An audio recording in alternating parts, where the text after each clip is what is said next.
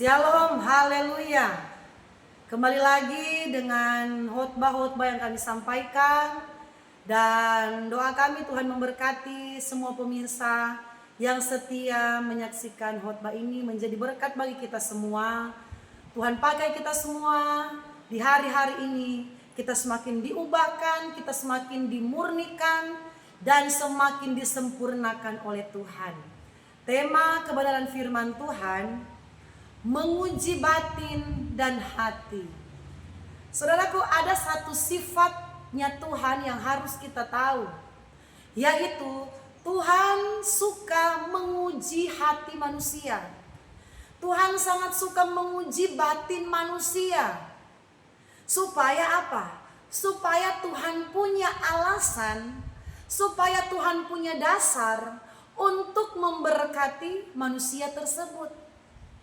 Ketika Tuhan menguji seseorang, menguji hatinya, batinnya, dan Tuhan dapati bahwa orang tersebut lulus ujiannya Tuhan, orang tersebut sesuai dengan kehendak Tuhan, hati dan batinnya seirama dengan hati dan batinnya Tuhan, Tuhan punya alasan untuk membalas, untuk memberkati orang tersebut.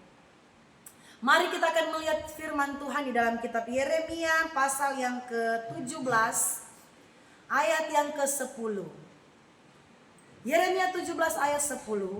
Aku Tuhan yang menyelidiki hati, yang menguji batin, untuk memberi balasan kepada setiap orang setimpal dengan tingkah langkahnya, setimpal dengan hasil perbuatannya. Saudaraku, ini yang saya katakan tadi, sifatnya Tuhan. Tuhan itu banyak sekali sifatnya Tuhan. Tuhan itu sifatnya maha pengasih, maha penyayang, itu sifatnya Tuhan. Tuhan itu punya belas kasihan, itu sifatnya Tuhan. Dan ada satu sifatnya Tuhan, yaitu Tuhan suka menguji hati dan batin setiap orang. Apalagi setiap orang percaya pasti akan melewati yang namanya akan diuji hatinya oleh Tuhan, akan diuji batinnya Tuhan, batinnya oleh Tuhan. Saudaraku, ada lagu yang saya sangat suka menyanyi lagu itu. Lagunya seperti ini.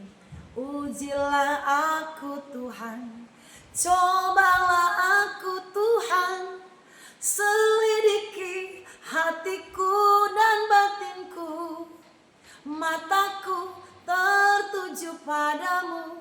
Saudaraku, Tuhan menguji itu bukan hanya sampai di hati kita manusia, tetapi Tuhan akan menguji sampai sedalam-dalamnya manusia, yaitu Tuhan menguji batin. Apakah orang Kristen akan lolos di dalam ujiannya Tuhan, atau orang Kristen akan kalah di dalam ujian yang Tuhan izinkan, yang Tuhan luaskan untuk terjadi dalam kehidupan kita? Saudaraku, kalau kita baca baik-baik ayat yang ke-10, aku Tuhan yang menyelidiki hati, yang menguji batin, untuk memberi balasan kepada setiap orang setimpal dengan langkahnya, setimpal dengan hasil perbuatannya. Ternyata ketika Tuhan menguji hati orang, batin seseorang, yang akan dilakukan oleh orang tersebut itu akan tercermin dari perbuatannya. Jadi ketika Tuhan menguji hati saya, Tuhan menguji batin saya, itu akan nampak dari perbuatan saya, itu akan nampak dari tingkah laku saya. Apa yang akan saya lakukan itu meluap dari hati dan batin saya. Kalau apa yang saya perbuat itu baik, kalau apa yang saya perbuat itu benar, kalau apa yang saya perbuat itu berkenan di hadapan Tuhan, Tuhan akan membalasnya, saudaraku, sesuai dengan hasil perbuatan saya. Tetapi sebaliknya, kalau perbuatan saya tidak benar, kalau perbuatan saya tidak baik, Kalau perbuatan saya itu tidak berkenan di hadapan Tuhan, Tuhan juga akan membalasnya sesuai dengan apa yang saya buat. Kalau saya lakukan yang tidak baik, tentunya hal-hal yang tidak baik itu pula yang akan terjadi dalam hidup saya. Karena apa yang saya lakukan itu sudah sama dengan apa yang saya tabur.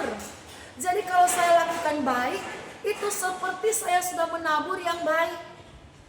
Dan pasti saya akan menuai yang baik. Tetapi kalau saya lakukan yang jahat, saya sementara menabur yang jahat. Dan itu juga yang saya akan terima, buah dari perbuatan saya. Saudaraku, di hari-hari ini banyak orang Kristen yang tidak lulus ketika Tuhan menguji batin mereka, ketika Tuhan menguji hati mereka. Saudaraku, kalau Tuhan ayat ini berkata bahwa Tuhan membalas sesuai dengan hasil perbuatannya, berarti ada sesuatu yang Tuhan mau lihat dari hati dan batin kita. Saudaraku, hati dan batin itu banyak kali berbicara tentang ketulusan dan keikhlasan. Amin. Mengapa Tuhan mau menguji batin orang percaya? Mengapa Tuhan mau menguji hati orang percaya? Karena tahu Tuhan mau lihat apakah di setiap orang percaya itu ada ketulusan mencari Tuhan. Apakah di setiap hati orang percaya ada ketulusan dalam hal berkorban, dalam hal memberi, dalam hal mengasihi Tuhan. Saudara yang dikasihi Tuhan, Abraham itu disebut bapa seorang beriman. Ketika Tuhan dapati, dia lulus dalam ujian hatinya, dalam ujian batinnya dia lulus. Kenapa saudaraku? Ketika Tuhan berkata persembahkan anakmu yang kau kasih Ishak, dia lulus ujian saudaraku. Dia tidak segan-segan, Alkitab mencatat, mempersembahkan Ishak. Bahkan saudaraku, dia mempersembahkannya dengan butuh pengorbanan. Dia harus berjalan berhari-hari. Dia harus naik di gunung, di bukit yang ditunjukkan oleh Tuhan untuk dia mempersembahkan Ishak di sana. Dia melakukan itu karena dia tulus mengasihi Tuhan. Tetapi balasan yang Abraham terima itu setimpal dengan ketulusan hati dari Abraham. Saudaraku, di hari-hari ini jadi orang Kristen harus punya yang namanya ketulusan hati. Hari-hari orang Kristen keikhlasan hati sementara diuji, saudaraku. Tuhan menguji keikhlasan hatimu, di mana engkau bergereja, di mana engkau berjemaat. Tuhan sementara menguji keikhlasan hatimu. Dan ketika Tuhan berikan ujian, Tuhan akan balas. Tuhan akan berkati, saudaraku. Mungkin di gerejamu sementara membangun, mungkin di pelayanan gerejamu banyak orang-orang yang berkesusahan. Dan ketika engkau diberkati oleh Tuhan dalam pekerjaanmu, dalam aktivitasmu, dalam usahamu, belajarlah berkorban, menabur di gereja di mana engkau berjemaat. Belajarlah bersedekah. Saudara ingat Kornelius, Tuhan berkata doa dan sedekahmu telah naik di hadapan Tuhan. Kornelius, sedekahnya. Saudaraku, ketulusan hati kita ini dibuktikan dari perbuatan kita, saudaraku. Tuhan menguji. Artinya apa? Bukan Tuhan tidak mampu untuk menolong gerejamu mungkin yang sementara membangun. Bukan Tuhan tidak mampu mengirimkan donatur. Bukan Tuhan tidak mampu mengadakan mujizat keuangan di gerejamu. Tetapi Tuhan sementara menguji hatimu, ketulusan batinmu untuk melihat gerejamu yang sementara membangun. Dan kalau ada di gerejamu, di tetanggamu, orang-orang yang berkekurangan dan engkau diberkati, bukannya Tuhan tidak bisa pakai orang lain untuk memberkati orang-orang berkekurangan ini. Bukan Tuhan tidak bisa pakai donatur-donatur dari luar untuk memberkati teman-teman gerejamu yang kesusahan atau tetanggamu yang sangat melarat, yang sangat miskin. Tetapi Tuhan sementara menguji engkau. Apakah engkau punya ketulusan hati? Apakah engkau punya keikhlasan batin untuk melihat orang-orang yang berkekurangan yang ada di sekelilingmu? Tuhan banyak cara untuk menolong. Tuhan mampu menggerakkan orang lain untuk memberkati gerejamu. Tuhan mampu menggerakkan donatur-donatur untuk memberkati pekerjaan Tuhan di mana engkau ada. Tetapi ketika engkau ada di situ, engkau diberkati oleh Tuhan dalam pekerjaan dan usahamu, Tuhan sementara tes. Tuhan punya banyak cara untuk memberkati pekerjaan Tuhan. Tetapi ketika kita ada di sana dan di sekeliling kita itu membutuhkan perhatian kita, Tuhan sementara melihat dan menilai. Tuhan mau tunggu-tunggu apakah ada ketulusan batin dari hati kita untuk berkorban. Di mana pelayan pekerjaan Tuhan ada. Saudara yang dikasih oleh Tuhan, Alkitab mencatat dalam kitab Yeremia ini 17 ayat 10, aku Tuhan yang menyelidiki hati dan menguji batin untuk memberi balasan. Sayang sekali saudaraku kalau kita tidak menabur, sebenarnya Tuhan sudah menyiapkan berkat yang besar, Tuhan sudah menyiapkan balasan yang terbaik bagi kita.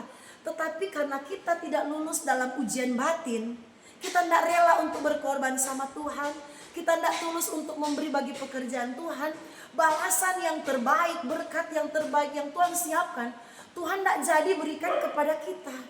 Dan Tuhan bisa-bisa saja memberikan kepada orang lain yang hati dan batinnya sudah teruji.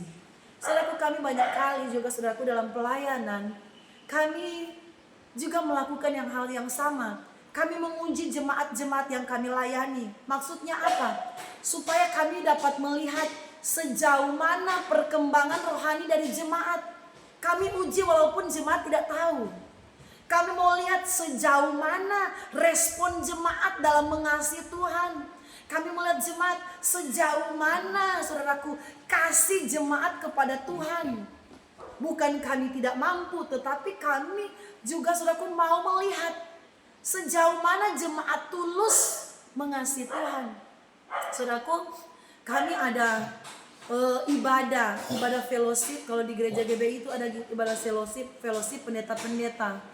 Jadi di gereja kami itu dapat jadwal di bulan ini, saudaraku, bahwa gereja kami itu akan kedatangan pendeta-pendeta akan beribadah di gereja kami. Jadi istilahnya gereja kami itu jadi tuan rumah. Saudaraku, di situ saya dan Bapak Gembala kami belajar untuk mau melihat seberapa tingkat pertumbuhan iman dari jemaat itu, seberapa mereka belajar untuk tulus dan berkorban untuk mengasihi Tuhan. Karena mengasihi Tuhan itu saudaraku bukan hanya sekedar perkataan, aku mengasihi Engkau Tuhan dengan segenap hatiku. Tidak saudaraku, mengasihi Tuhan bukan hanya sekedar lagu, kata-kata yang kita sampaikan kepada Tuhan, tetapi itu akan terbukti dengan tindakan kita kepada Tuhan. Amin. Jadi saudaraku, kami mau menguji jemaat. Kami mau lihat apakah iman mereka bertumbuh, apakah mereka punya kasih yang tulus, mau berkorban untuk pelayanan pekerjaan Tuhan. Jadi ketika ada dapat jadwal gereja kami untuk pertemuan pendeta-pendeta, jadi ketika selesai ibadah pendeta-pendeta, gereja kami yang menjadi tuan rumah itu akan menyiapkan makanan untuk hamba-hamba Tuhan yang hadir.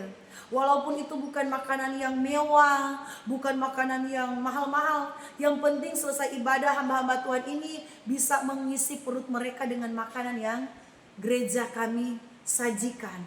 Jadi saudaraku, saya buang di grup atau saya info di grup gereja kami bahwa tanggal begini ada pendeta-pendeta sekota Jayapura akan beribadah di pelayanan Pondok Daud. Jadi kalau ada jemaat Tuhan yang diberkati, yang tergerak hati, mau membantu membawa makanan ala kadarnya, bisa komen di grup. Mau bawa nasi 1 kilo, mau bawa ikan 1 ekor, silakan. Mau bawa apa yang sesuai dengan kemampuan masing-masing. Mau bawa ayam 2 ekor, nanti masak di pastori, silakan. Tuhan pasti memberkati karena yang kita berikan ini untuk pendeta-pendeta. Karena Alkitab berkata, saudaraku, barang siapa menyambut nabi sebagai nabi, dia akan menerima upah nabi. Itu Alkitab berkata. Jadi ini hamba-hamba Tuhan yang akan beribadah. Mari kita melayani mereka dengan sukacita. Walaupun kita tidak menyiapkan makanan yang mahal, daging-daging, saudaraku, yang penting ada makanan untuk hamba-hamba Tuhan ini bisa makan. Saudaraku, bukannya kami, saudaraku, tidak bisa untuk dari gembala yang adakan, yang menyediakan untuk pendeta-pendeta punya makanan, tetapi kami tes. Kami menguji sejauh mana iman jemaat bertumbuh lewat pemberitaan firman yang sudah disampaikan. Kami mau lihat sejauh mana kasih kita kepada Tuhan melalui pendeta-pendeta akan beribadah. Dan yang kita berikan juga bukan yang mahal-mahal. Kita berikan juga seapapun yang ada pada kita, sekedarnya yang ada pada kita, bukan yang kita tidak mampu untuk lakukan. Jadi saudaraku, ketika saya buang di grup atau saya share info ke grup, saya langsung melihat saudaraku, dan saya sangat terkejut. Ternyata minimnya respon dari orang-orang percaya. Saya sangat terkejut, ternyata sangat kurangnya respon dari jemaat untuk melihat pendeta-pendeta yang akan hadir. Walaupun itu hanya bentuk berupa nasi yang kita masak, beras 1 kilo yang kita bawa di pastori, atau ikan 1 ekor atau ayam. Saya sangat melihat kurangnya kasih dari jemaat-jemaat untuk melihat pendeta-pendeta akan beribadah. Saudaraku, dan ketika saya melihat keadaan yang seperti itu, saya teringat dengan firman Tuhan yang berkata bahwa di hari-hari terakhir kasih akan menjadi dingin. Di hari-hari menjelang kedatangan Tuhan, kasih akan menjadi dingin. Orang akan lebih mementingkan diri sendiri. Orang akan lebih fokus dengan kepentingan diri sendiri. Saudara, ketika saya melihat hal itu, saya tidak mengulang kembali lagi info yang saya tampilkan di grup. Saya berdoa kepada Tuhan, saya berkata, Tuhan berkatilah kami Tuhan di hari-hari ini, berkatilah keuangan kami di hari-hari ini, supaya dengan berkat yang Engkau berikan pada kami akan menyambut pendeta-pendeta yang akan beribadah di gereja kami. Tidak masalah keluarga gembala atau saya dan penggembala kami yang istilahnya berjerih payah, bersusah payah untuk menyambut pendeta-pendeta yang akan hadir, karena kami percaya ada upaya yang Tuhan siapkan. Saya percaya ada satu berkat yang besar yang Tuhan siapkan. Jemaat Tuhan, jemaat yang dikasih oleh Kristus. Mari di hari-hari ini Tuhan sementara menguji kasih kita. Tuhan sementara menguji ketulusan batin kita. Tuhan sementara menguji keikhlasan hati kita, saudaraku. Bagaimana Tuhan akan mencurahkan berkat-Nya kalau kita tidak pernah tahu untuk berkorban bagi pekerjaan Tuhan. Saudaraku yang diberkati Tuhan, banyak kali di hari-hari ini banyak orang percaya, banyak orang Kristen, dia berharap supaya Tuhan memberkati pekerjaannya. Ini banyak terjadi, saudaraku. Banyak orang Kristen dia berdoa supaya Tuhan menolong pekerjaannya, supaya Tuhan menolong ekonominya. Mereka berharap supaya Tuhan mencurahkan, melimpahkan berkat-Nya. Tetapi ketika Tuhan uji hati mereka, Tuhan tes sedikit, mampukah engkau berkorban?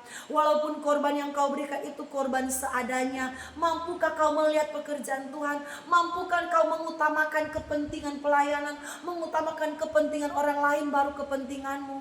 Karena apa? Ketika kita hanya terfokus untuk supaya kita diberkati, saudaraku, dan kita tidak tahu untuk menabur, kita tidak belajar untuk saudaraku melihat pekerjaan Tuhan. Saya katakan lewat firman, sulit sekali kita akan mengalami berkat yang besar dari Tuhan kalau kita hanya meminta-minta kepada Tuhan dan kita tidak pernah tulus hati melihat pekerjaan Tuhan. Bagaimana kita akan rindu memetik hasil? Bagaimana kita rindu melihat saudaraku menerima berkat yang besar dan kita tidak mau menabur? Kita tidak akan pernah mengalami memetik hasil yang besar kalau kita tidak pernah menabur.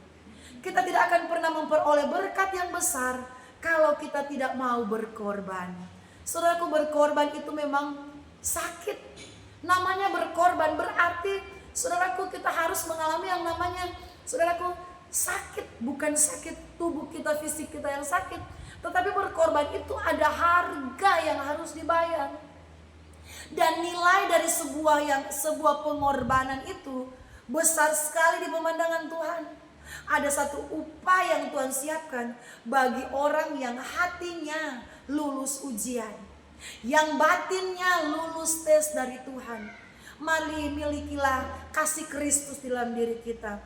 Jangan sampai Tuhan uji, kasih kita dingin. Jangan sampai Tuhan tes, kasih kita ini sudah mulai padam, kasih kita ini sudah mulai dingin.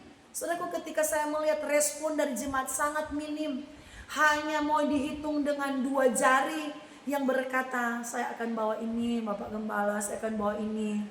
Yang lainnya tidak ada respon walaupun pemberitaannya sudah dibaca. Saudaraku, jangan sampai Tuhan sudah dengar doa kita. Tuhan sudah tahu keinginan kita, kita berdoa supaya pekerjaan kita berhasil. Tuhan sudah dengar, tetapi Tuhan tidak jawab. Kenapa Tuhan tidak jawab? Karena Tuhan sudah uji hati kita. Tuhan sudah uji batin kita. Kita tidak tahu melihat pekerjaan Tuhan. Bagaimana kita akan mengalami berkat besar kalau kita menutup tangan untuk mengasihi Tuhan. Mengasihi Tuhan bukan hanya dengan perkataan, bukan hanya dengan lagu yang merdu. Ku mau cinta Yesus selamanya. Merdu sekali, ku mau cinta Yesus. Tetapi kasih itu bukan hanya sampai di perkataan dalam mulut kita, tetapi kasih kepada Kristus dibuktikan lewat ketulusan hati kita, lewat pengorbanan kita, lewat kesetiaan kita, lewat kemurnian hati kita yang tulus mengasihi Tuhan. Tuhan Yesus memberkati. Biarlah di hari-hari kasih Kristus semakin menyala-nyala dalam hidup kita. Kasih Kristus yang mulai dingin tidak akan dingin lagi, tetapi hari lepas hari kita akan semakin menunjukkan perbuatan-perbuatan kita yang benar-benar mengasihi Tuhan.